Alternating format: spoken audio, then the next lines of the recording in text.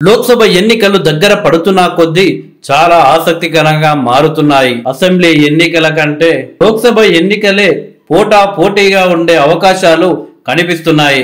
ఎప్పుడు ఏ నాయకుడు పార్టీ నుండి వెళ్లిపోతాడో, పార్టీకి రాజీనామా చేస్తాడో అని బీఆర్ఎస్ పార్టీ తలలు పట్టుకుంటుంటే, ఎప్పుడు ఏ పార్టీ నాయకుడు మా పార్టీలో చేరుతాడో అని ఎదురు చూస్తున్నారు కాంగ్రెస్ పార్టీ అలాగే బీజేపీ పార్టీ నాయకులు. ఇప్పటికే ఒక సిట్టింగ్ ఎంపీ కాంగ్రెస్ పార్టీలో చేరగా, ముగ్గురు సిట్టింగ్ ఎంపీలు బీజేపీ పార్టీలో చేరడం జరిగింది. తాజాగా కాంగ్రెస్ పార్టీలో చేరడానికి మరో సిట్టింగ్ ఎంపీ రెడీ అవుతున్నట్లు తెలుస్తుంది. తాజాగా కాంగ్రెస్ పార్టీ 4 ఎంపీ స్థానాలకు అభ్యర్థులను ప్రకటించింది.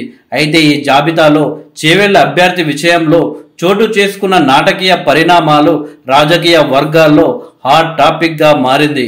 సిడబ్ల్యూసీ మీటింగ్ లో ఫైనలైజ్ అయిన అభ్యర్థుల జాబితా ఇదేనంటూ ఒక లిస్టు సోషల్ మీడియాలో వైరల్ అయింది. కానీ తీరా చూస్తే కాంగ్రెస్ పార్టీ ప్రకటించిన లిస్టులో సునీతా మహేందర్ రెడ్డి పేరు మాత్రం అనౌన్స్ చేయలేదు. ఇలాంటి సందర్భంలోనే చేవెళ్ల విషయంలో కాంగ్రెస్ అధిష్టానం మనస్సు మార్చుకుందా అంటూ రాజకీయ వర్గాల్లో ఆసక్తికరంగా మారింది. ఇలాంటి సమయంలోనే మరొక వార్త వైరల్ గా మారింది.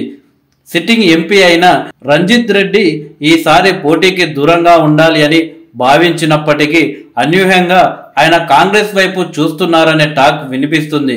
పట్నం సునీతారెడ్డి కంటే ముందే ఆయన కాంగ్రెస్ లో చేరుతారనే ప్రచారం జరిగింది. కానీ అంతలోనే సునీతారెడ్డి చేరికతో ఆయన బీజేపీ వైపు వెళ్లాలనే ఆలోచన చేసినా అక్కడ అభ్యర్థి కొండా విశ్వేశ్వరరెడ్డిని ప్రకటించడంతో తిరిగి కాంగ్రెస్ వైపు చూస్తున్నారనే ప్రచారం వినిపిస్తుంది. పటోలా వర్సెస్ పట్నం ఈక్వేషన్స్ తో సునీతకు కాంగ్రెస్ లో టికెట్ దక్కకుంటే ఆ అవకాశం తనకు కలిగి వస్తుంది అని రంజిత్ రెడ్డి భావిస్తున్నట్టు తెలుస్తుంది. దీంతో చేవెళ్ల ఎంపీ స్థానం రాష్ట్ర రాజకీయాల్లో మరోసారి ఆసక్తికరంగా మారింది. కాంగ్రెస్ నుండి సునీతా మహేందర్ రెడ్డి, బీఆర్ఎస్ నుండి సబితా లేదా ఆమె కుమారుడు కార్తిక్ రెడ్డికి అవకాశం ఇస్తే ఫ్యామిలీ రాజకీయాల్లో ఆధిపత్య పోరుతో నష్టపోవడం ఖాయమని ఇటు కాంగ్రెస్ అటు బీఆర్ఎస్ అధిష్టానం ఆలోచనలో పడ్డాయనే టాక్ సెగ్మెంట్ లో వినిపిస్తుంది.